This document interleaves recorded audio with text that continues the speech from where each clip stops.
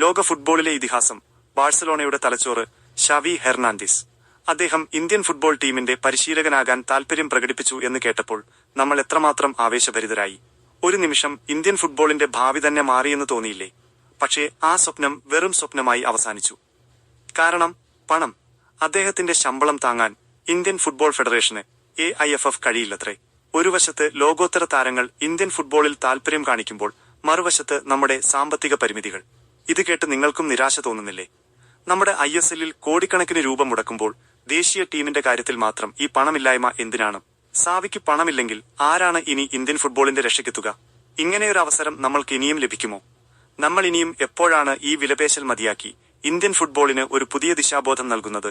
ലോക ഫുട്ബോളിൽ നമ്മൾ എവിടെ എത്തി നിൽക്കുന്നു? ഈ നിലപാട് നമ്മുടെ ഫുട്ബോളിനെ ഇനിയും പിന്നോട്ടടിക്കുകയല്ലേ?